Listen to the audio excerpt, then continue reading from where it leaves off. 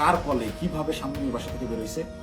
গুলশানেরই কোনো একটা জায়গায় আমার সাথে উপদেষ্টা আসিফ মাহমুদের কথা হয়। আন্দোলনে আপনাদের কাছে মহানায়ক ছিল, তারা হয়ে গেল চাঁদাবাজ। রাজধানীর গুলশানে সাবেক একজন এমপির বাসায় চাঁদা আদায়ের ঘটনায় ওই মামলায় গ্রেপ্তার বাংলাদেশ গণতান্ত্রিক ছাত্র সংসদ বাকসাসের বহিষ্কৃত যুগ্ম আহ্বায়ক জানে আলম অপুর একটি ভিডিও সামাজিক যোগাযোগ মাধ্যমে ভাইরাল হয়েছে। বুধবার রাতে করাপশন ইন মিডিয়ার এডিটর ইন চিফ জাওয়াদ নির্ঝর ভিডিওটি পোস্ট করেন।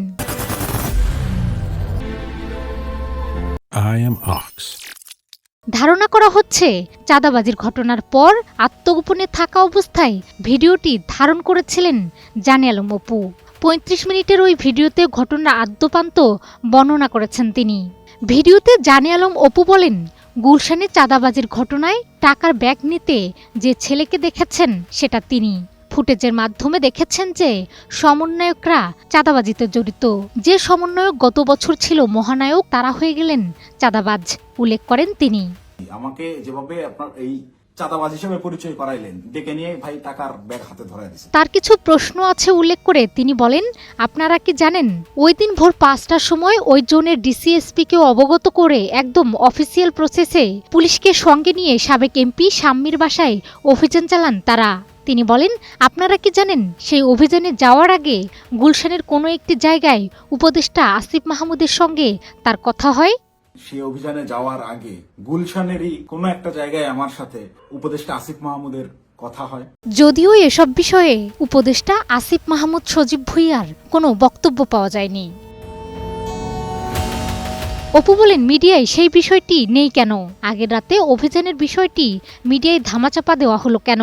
ভোরবেলায় আইন শৃঙ্খলা বাহিনীর সেই অভিযানের তথ্য নেই কেন? অভিযানের সময় তারা বুঝতে পারেন শাম্মী সেখানে ছিলেন, কিন্তু তথ্য পেয়ে তিনি পালিয়েছেন। চ্যালেঞ্জ ছুড়ে তিনি বলেন যে ২.৫ মিনিটের ভিডিও ভাইরাল করে তাদের রাতারাতি ভিলেন বানানো হলো। সৎ সাহস থাকলে আগের রাতের সিসিটিভি ফুটেজ প্রকাশ করেন।